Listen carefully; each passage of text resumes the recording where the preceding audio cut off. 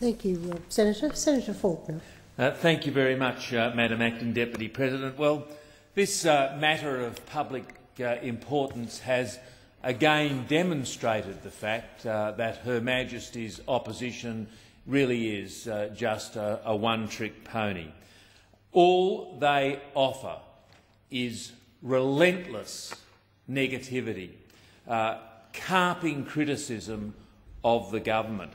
And of course, the leader of the opposition himself, Mr Abbott, he is relentlessly and exclusively negative.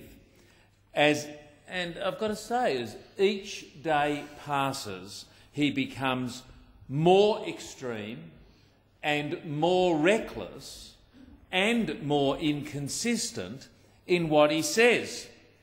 Now, I give Mr Abbott great credit for being an absolute expert in rewriting history. He's very, very good at it. Look at what he said about a carbon tax or an emissions trading scheme. He said he never supported one. But on Star FM Gippsland, 19th of July 2011, he said, I quote him directly, "I mean, that's my position, and that's always been my position. But I've never been in favour of a carbon tax or an emissions trading scheme, and what the Coalition is proposing to do is to take what some people call no-regrets action." Well, what about when he supported a tax, like on Sky News on the 29th of July 2009? Quote, "I also think that if you want to put a price on carbon, why not just do it with a simple tax?" Or what about when he supported an emissions trading scheme, like on 2UE on the 27th of November 2009? Quote, "You can't have a climate change policy without supporting this ETS at this time." Or on ABC Late Lines, a program on the 2nd of October 2009. "We don't want to play games with the planet, so we're taking this issue seriously and we would like to see an ETS." That's just out of Mr Abbott's own mouth.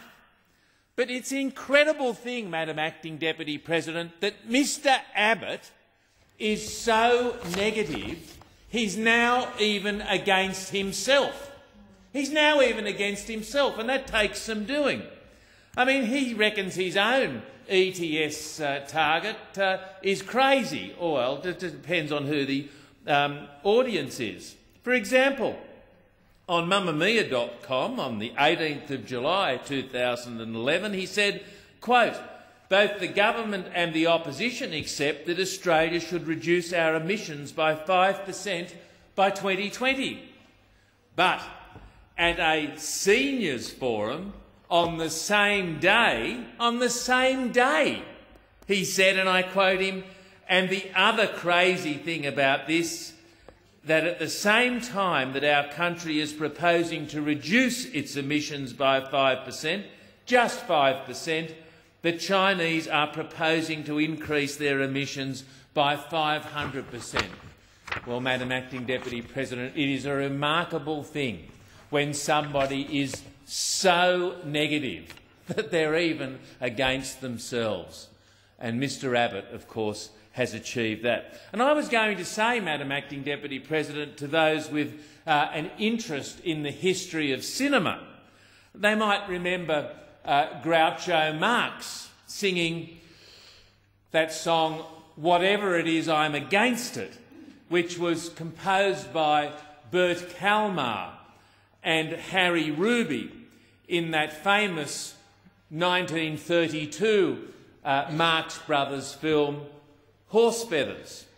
Now, it struck me, I must say, for some time, if the Liberal Party are looking for a campaign jingle, or Mr Abbott would like to have a theme song, well, there it is. "Whatever It Is, I'm Against It," from Horse Feathers.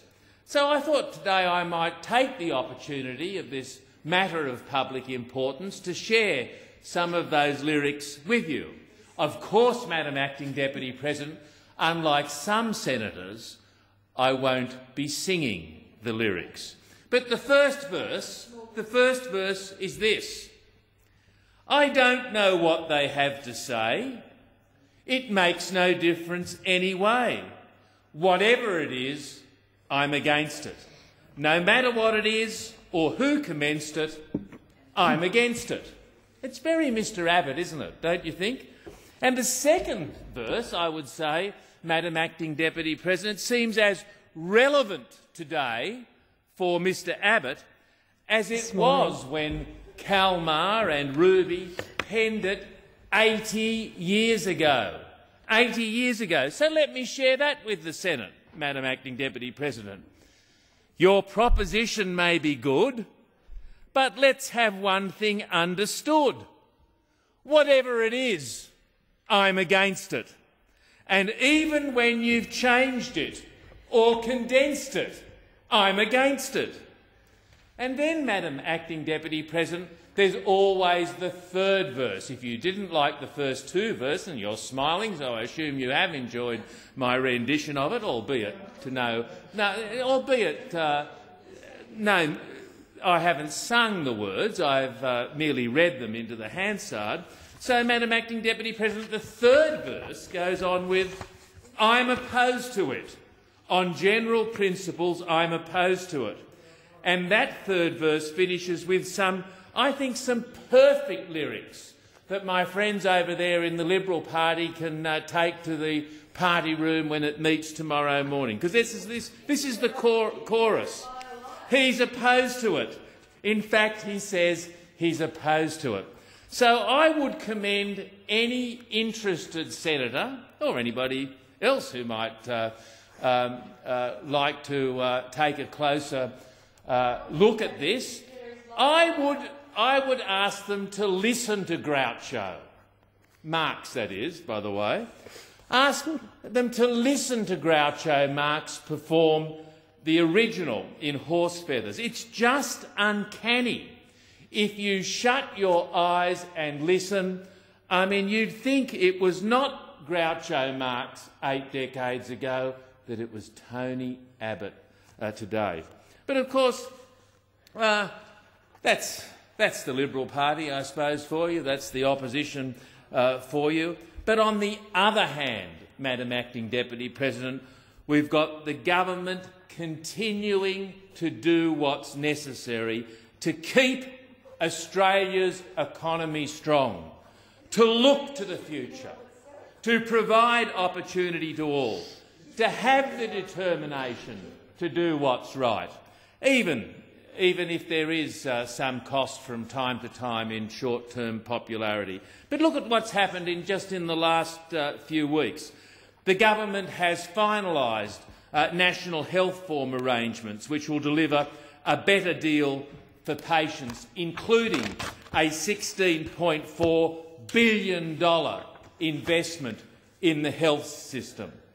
Madam Acting Deputy President, also the government has made great progress in major reform of disability services in Australia to lay the foundation of a national disability insurance scheme. And the Productivity Commission has recommended that, as you know, that like Medicare, Australians should be insured against significant disability. And the government has taken up that report and has committed an additional $10 million this year to build the foundations for reform. And, Madam Acting Deputy President, in aged care, the government has released the 2011 Productivity Commission report, Caring for Older Australians. And the government is determined to make the necessary reforms to our aged care system as part of a broader aged care agenda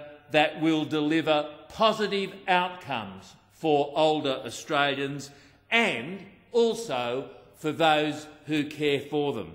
Now, Madam Acting Deputy President, in the face of relentless negativity from the opposition, I would say the government continues to do what is necessary to keep Australia's economy strong and make positive reforms for the future.